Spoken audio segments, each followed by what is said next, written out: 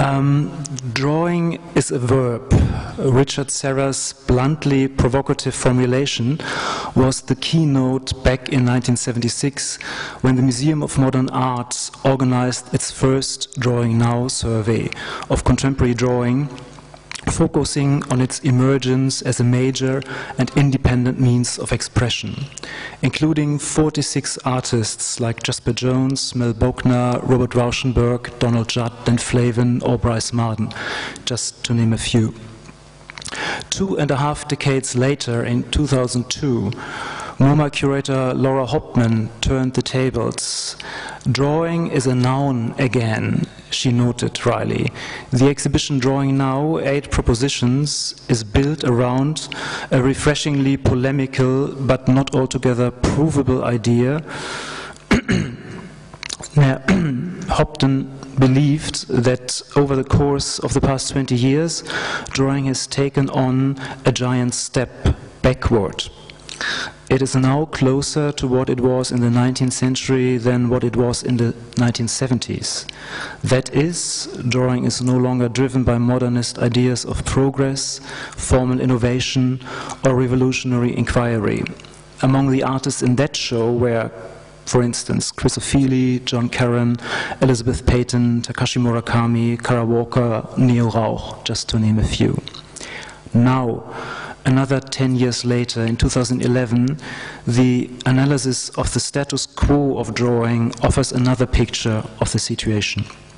We might not have gone back to Serra in the 1970s, but also unquestionably have reached a stage where drawing, as a medium of everlasting change with the ability to constantly reinvent itself, is both verb and noun, and could now possibly construct a complete sentence, or in endless permutations and variations, an infinite number of sentences. Serra's Verb Lists, which you can see here from 1976-78, serves as a kind of manifesto for this pronouncement. In pencil, on 2 sheets of paper, the artist lists the infinitives of 84 verbs: to roll, to seize, to fold, to store, etc., and 24 possible contexts of gravity, of entropy, of nature, and so on, in 4 columns of script. Serra described the list as a series of actions to relate to oneself, material, place, and process, and employed it as a kind of guide for his subsequent practice in multiple mediums, not only drawing. Richard Serra's Drawing is a verb referred to a drawing practice which was and always has been process-oriented, focused on surfaces and materiality, and at the same time mediating about the artistic process, the practice of creation itself. Or to put it like this, every act of drawing is performative in itself. But here in this talk, I would like to speak about some artists and their approach to drawing in relation to a process-oriented artistic practice, not only in the pure act of drawing, but deploying elements from neighbor disciplines like theater or dance, video, photography, street art, land art. It is more about the idea how drawing is able to absorb and incorporate other disciplines. Starting with a key figure of the art of the 20th century in many respects, Joseph Beuys, and one of his most successful contemporary followers being sculptor, performer, draftsman Matthew Barney.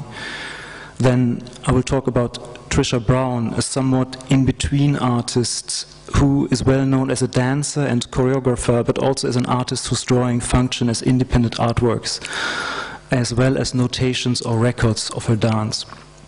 Up to current tendencies and internationally well-reputed so-called emerging artists like Robin Rhodes, whose roots are in street culture, and some other positions as German artist Katrin Sahne or British artists Mary Clay Foer or Simon Faithfull. It has been widely debated, lectured, and published on various aspects of the work of Joseph Beuys. As a visionary sculptor, performer, theorist, teacher, social philosopher, ecological and political activist. This is not Joseph Beuys, of course, you will have noticed. Throughout his life, he has been a prolific draftsman who produced thousands of drawings, especially from the 30s on up to the 60s. At that period, he would preferably work on paper. From the 70s on, Beuys started to make drawings in a performative context with chalk on blackboards. No other artist of the 20th century has within the medium of drawing reached such a formal, thematic, functional, and in terms of the applied materials, diversity as Joseph Beuys. Iodine, oil, grease, blood, honey, gold, iron, beeswax, copper, coffee, chocolate, tea, various juices and other liquids from plants and other organic origins were among the materials. Drawing for Beuys is a platform of an intrinsic intermediality. It was his prominent vehicle to visualize thinking, speaking, and explaining. Looking at Beuys' oeuvre over a time span, we could recognize that, that he has had two different approaches to the drawing act, as he is functionizing drawing from a private medium of notation towards a form of public action. It is in 1963 that for the first time the blackboard is appearing in a performance by Joseph Beuys, Cyprian Symphony, first part. Then, a couple of years later in '66, and again in a couple of other events like Eurasia, Celtic or Scottish Symphony. Bernice Rose has pointed out that the blackboard as a prop for performances is an element which Joseph Beuys has borrowed from philosopher and anthroposophist Rudolf Steiner, which you see here. Between 1919 and 24, Steiner has made diagrammatic drawings with chalk on black paper, which he pinned onto the wall of the Goetheaneum in Dornach, nearby Basel, where he was teaching. Steiner gave over 5,000 lectures, starting in the middle of the 1880s, just randomly chosen two examples. Goethe as a father of the new aesthetic. When he talked, this was one title, when he talked, he was basically speaking without any manuscript. He wrote down names and years. When he mentioned complicated contents, it would be illustrated with a diagram. After his lecture, the boards were erased. Since 1919, the boards would be used with black paper and the drawing would be kept and stored. About 1,000 pieces about them are still in existence. In November 1965, the famous Beuys performance How to Explain the Pictures to a Dead Hare was realized at the Galerie Schmäler in Düsseldorf. Beuys carried a dead hare in his arm, his face covered in honey and gold dust. The audience was not allowed to enter the gallery space for a while, could only follow the performance from outside through the window. He went from drawing to drawing, touching them with the hare's paw, explaining to the dead animal with a low, whispering voice, so that the audience barely could understand a word. After 3 hours, they finally could enter the gallery. This performance was about a specific experience, a communication gesture which deployed well-known communication techniques, talking, showing, explaining, touching, but in a dysfunctional manner. The message could be interpreted was that the drawing triggered a kind of movement towards the audience, but it remained more or less a monologue. In a later stadium, especially after 1970, when Beuys realized more public performances focused on social process, the status of the drawing changed within the use of blackboards. The drawing is now accompanied by the voice and vice versa. The act of talking and explaining brings the drawing to another public function.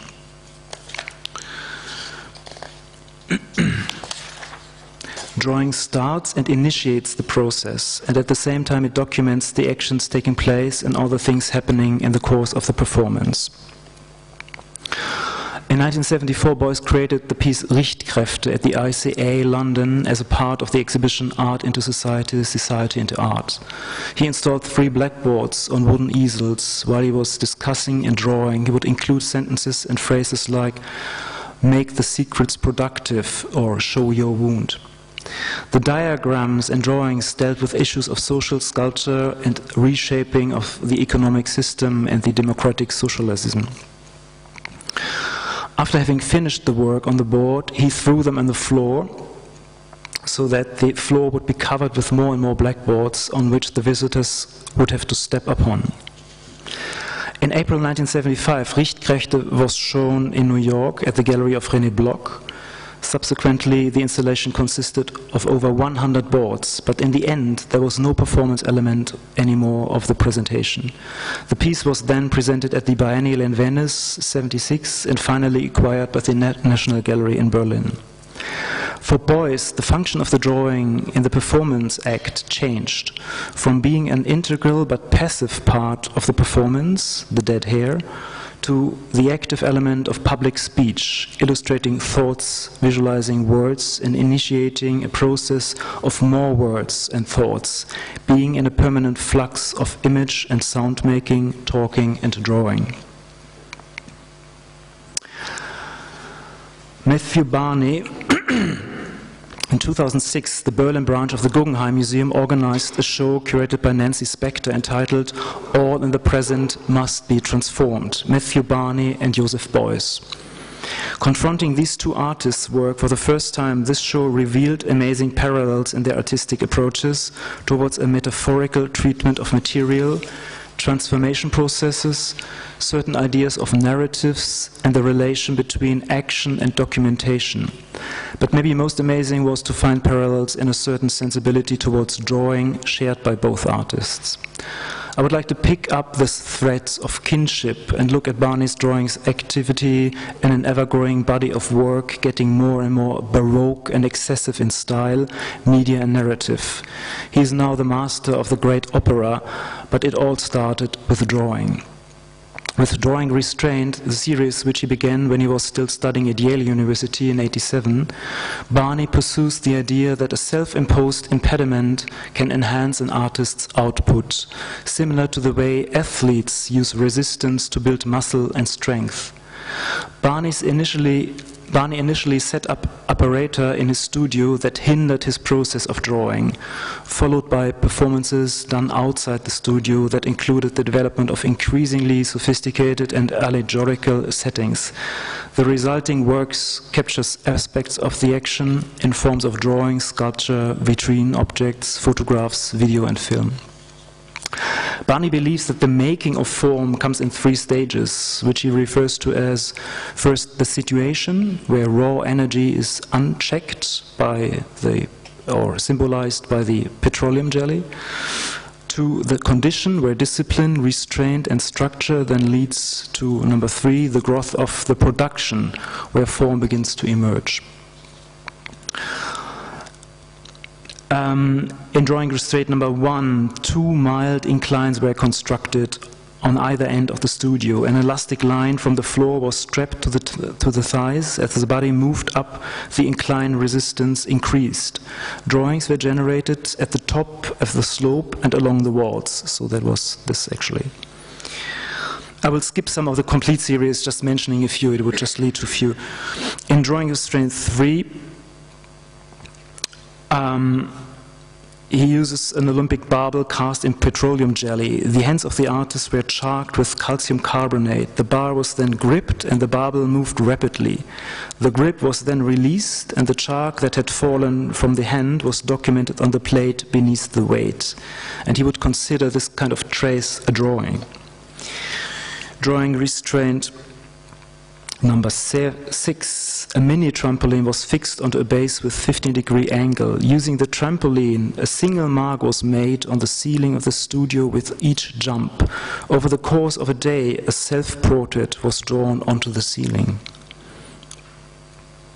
In Drawing Restraint 7, a 3-channel video installation, Barney took a sharp turn away from the earlier studio-bound practice and introduced the cinematic presentation and mythological elements that are now familiar features of his work. two satyrs are on the backseat of a limousine and fighting with each other. One is half ram, half sheep. They are arguing about who's allowed to draw a self-portrait on the glass roof of the car. Another character in the front of the car is chasing his own tail. After the drawing is finished, the three are being flayed, suffering the same fate as Marsyas, the ancient satyr who challenged the god Apollo to play the music of the immortals, and, due to this hybris, was finally being punished in that same manner. Drawing Straight 9 was, I think everyone knows the series, the big feature film starring Berg and himself. To sum up the Drawing Restraint series, which now has come to number 17, as a highly elaborated cosmos based on its own mythologies and a very often hermetic reference system, a mix of biology, sport, US culture, and history. The central theme of the series is the relation between self-imposed resistance and creativity. According to Barney's theory, bondages can be used to strengthen an artist's output. As we heard, the actions and performances, not always, but very often resulted in the creation of marks. All the incredible effort was pursued to enable the artist to make mark making, and sometimes, at least in the beginning of the series, the marks were just like simple scribbles, traces of a movement, whereas in later versions of Drawing Restraint, Barney would do more detailed drawings, similar to the pieces he would do after the performance is finished. It seems that the outcome stands in a stark contrast to the extremely elaborate conditions and circumstances which he creates to achieve them. The more the series progressed, the more the mark-making became a kind of pretext to set up an incredible stage for that. In 2006, the German artist Katrin Sahner engaged the street artist Krasimir Obretinov to draw her in Berlin. Her objective was not to receive a proper portrait of herself, but rather the action of posing as a nude artist model, like in the studio, or it has been practiced for centuries in the drawing classes of art academies. In these settings, the nudity of the model is almost critiqued for being a relic of old-fashioned teaching methods. However, in a busy urban setting, passers-by are curiously looking, and after 45 minutes, the police intervenes and asks the artist to get dressed.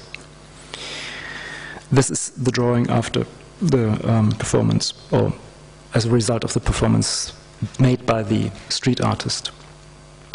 For another project, Sahner obtained permission to take roll call in a barrack in Hamburg. The artist gave the soldiers commands that are normally issued by the commanding officer, and they remained in the designated position while Sahner observed them from various angles and made drawings of them. Who actually plays what role is a question that Katrin Sahner's drawings action raise in a stimulating and provocative way. When the soldiers do the same thing they do every day, namely receive and carry out orders, it is completely different matter if these orders are spoken by an artist, notwithstanding the soldiers behave exactly as they always do. People follow the instructions of an artist, and in doing so find themselves in a strange role located somewhere between extras and actors playing themselves. An increasingly frequent recent phenomenon like Santiago Serra, who has paid unemployed people, low-wage workers to sit in narrow boxes, dye their hair or have a line tattooed across their backs. Or Vanessa Beecroft's large-scale performances which feature over 50 female models, mostly nude, with wigs and tights, or a marine soldier group standing for hours motionless in a gallery space, presenting the audience with a strange tableau vivant. By contrast, the situations that Katrin Sahner creates are decidedly normal, everyday and unspectacular. And even her drawing skills seem not to be extraordinary. The flowers she draws in an IKEA store sitting in a showroom are not breathtakingly brilliant. She does not seek to display her artistic abilities, but assumes the role of a draftsperson to create situations that do not fit seamlessly into the framework of the familiar, and that provides others with the opportunity of being spectators, either live or facing the video recording of the situation. The performative aspect is only revealed, as Ludwig Seifert has pointed out, at a second glance, because the performers mainly play themselves, and that seems to be without difference to what they normally do. It is an act of drawing which switches the mode from a reality framework to a performative setting which questions the role everyone is given in that play. Since the beginning of her career in the 1970s, drawing has been part of Trisha Brown's working process as an artist. She has used movement to generate graphic works and used drawing to catalyze movement. Although Brown has previously exhibited her drawings in America and Europe, in 2002 it was for the first time that she made monumental drawings in a public context, transforming the process itself into a performance. With paper located on the floor and charcoal and pastel held by hands as well as feet, Brown utilizes a movement vocabulary that she has perfected over 4 decades as a dancer, choreographer, and opera director. The drawings intimately reflect the dancer's experience of her athletic body in motion and record the subtle activities of a master mover who works, as she says, between muscle, music, and muse. Trisha Brown emerged from a moment of intense artistic cross-fertilization in the 1960s, embracing everyday movement rather than stylized forms. She performed in the alternative spaces of Greenwich Village in Soho, as well as on the rooftops and literally on museum walls, developing a signature movement vocabulary. Her recent, highly celebrated work is an extension of that remarkably interdisciplinary and collaborative approach that has characterized her career. Born in Aberdeen, Washington in 1936, Trisha Brown was an original member of the Judson Church Company and founded the internationally acclaimed Trisha Brown Company in 1970. She has spent her life working at the crossroads of dance, performance, and visual art, collaborating with sculptors, painters, and filmmakers Rauschenberg, Donald Judd, Laurie Anderson, or John Cage.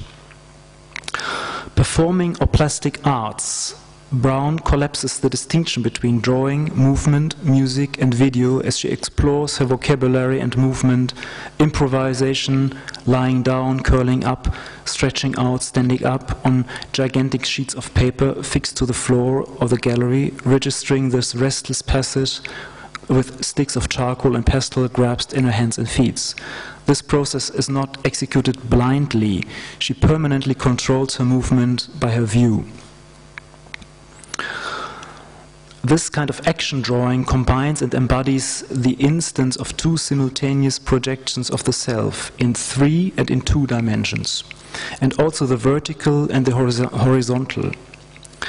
A certain majestic solemnity asserts itself at the moment where the sheet of the inscribed paper is raised from the floor and suspended vertically. This shift from the traditional vertical order is of course, no invention of Trisha Brown. One might think of the drip paintings by Jackson Pollock or performances and body imprints on canvas by Yves Klein. The combination of drawing and notation also brings in mind the first attempts to create a dance alphabet, or Laban notation, by experimental dancer Rudolf von Laban, who during the World War I founded a school for dance on the famous Monte Verita in Ascona. Laban worked as well in Dresden, Hellerau, Hamburg, or in Berlin in the 1920s. But for Brown, this kind of pre-structured system of gestures and movement is not her focus. Drawing on sheets of paper on the floor opened up a new perspective for Brown in terms of new kinds of movements which determine her understanding the space around her. She says, quote, "Whether they are in air or on paper, it's a whole other vista of possibility, another way of thinking about the body moving in space that frees me up to do things I would never have thought of doing in dance." Robin Rhodes was born in 1976 in Cape Town, South Africa, and grew up in Johannesburg. In 1907, he started to work as an artist. The source of inspiration and his field of activity has been and still is the street. Be it a wall in Johannesburg or a pavement in Berlin, where the artist now lives, he temporarily absorbs public space by drawing objects with chalk and interacting with them. In 1988, he did the piece Class Bike, a series of 10 photographs in which a bicycle is drawn onto a wall. A protagonist is entering the scene, blue jeans, sneakers, his face invisible under a cap. Like in a storyboard or in a single frame of a stop motion of an animation, these individual images show the different stages of motion. The character in the image tries to get on the bike to take it away. The drawing on the wall, made by lines of chalk, is treated like a real prop by the protagonist. At least it looks like there's a real interaction between a real person and a drawn object. The bicycle is an emblematic object of desire for Rhodes. He remembers a particular experience at high school, a kind of initiation rite where younger students were taken to the boys' lavatories. With chalk from the classrooms, objects were drawn at the walls of the loo. The younger kids were then forced by the older ones to interact with these objects to entertain them, to ride a bike or to blow out a candle. The bicycle was also an object of desire, which at that time was a precious object not many students could afford. The series of images build a narrative, and in the way movement is being shown, the early photographs of Edward Muybridge may come into mind, studies of human or animal locomotion. In the performance The Score, it is a live gig with a band. Rhodes draws a trumpet, bass and drums onto a wall and plays then synchronized to sounds and tunes played in the background. Whereas in the early works, Rhodes would create all objects by drawing them, with the exception of some elements like props, which he combines with the drawn reality, they belong to the same sphere as his body or the body of any other performer. Later, he would create real sculptural objects like in Soap and Water, where it is a bicycle again made out of green soap next to a bucket filled with water. The drawn objects of Robin Rhodes do not create the illusion of reality, as Stephanie Rosenthal, curator of a major exhibition at the Haus der Kunst in Munich, pointed out. They do not stand for the object, but for the idea of the object. They represent the idea of things, according to Plato, the real reality, in contrast to the world of objects as being pure shadows cast by the real things. Rhodes mixes different spheres of reality, the flat two-dimensional world of drawings onto walls, which in themselves belong to the 3D reality of the performer. Usually the performance is being photographed and documented, and thereby it returns to the flat world of reproduction being printed in books or installed in gallery and museum spaces. Some performance artists have made works exploring the interaction of practitioner and environment by using their environment as material, drawing and or with land.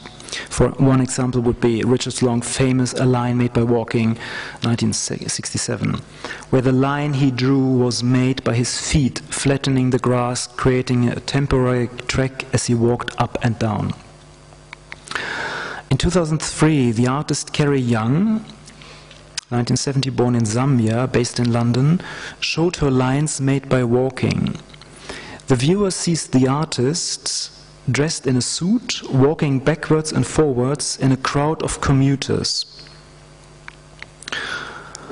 The figure of the artist appears and disappears amongst the others surrounding her, who appear similar to her. We see the artist come towards us, turn and disappear back into the crowd. This action is repeated until we realize that she appears in fact to be inscribing a line in the crowd. She appears to be restaging works by the situationist as much as Richard Long, particularly his just mentioned Line Made by Walking. She appears as if displaced or within a different temporal continuum. The artist appears to be repeating the worker's daily journey, but at a faster speed. Her struggles to create a space within the crowds become a deadpan parallel for artistic struggle. The artwork appears balanced between two states, as confined as the daily monotony of the commuter's journey and as some kind of a free act hidden within monotony. The line created is due to its invisibility, probably one of the more challenging examples of drawing we have so far heard of, and I would certainly understand if people might say that this would hardly be regarded a traditional drawing. Belgian artist Francis Alus walks sometimes perform drawing. Alice says, "I try to make the long walks simple so the action can be retold as a story." In the Green Line in 2004, Alice walked the Jerusalem Green Line, a 70 meters wide no man's land created by lines drawn on a map at the 1948 ceasefire talks, when Israel and Jordan agreed a provisional border. Holding a can of green paint, he drips a thin line as he walks, mapping his path, leaving a trace of his presence. Simon Faithfull's work, Zero Degree Navigation, is an ambitious undertaking in which the artist set out to walk, climb and swim his way across the whole length of the United Kingdom, from the English Channel to the North Sea, keeping strictly to the Greenwich meridian, the zero longitude point from which all international navigation is calculated. The resulting black and white film and photographs, so coming from the ocean, then walking strictly on that line, and even if there is a house or any thing in his way, he would, which is kind of a really absurd performance, he would go into the house following that line, guided by a GPS system. So passing over or through whatever obstacles present themselves, be they natural or man-made, including houses, factories, offices. The lone figure of the artist, seen always from behind as he is heading northwards, presents the romantic image of an anonymous, slightly dandy individual, stubbornly carrying out the mission he has been given, in which he is at the mercy of the whims of geography.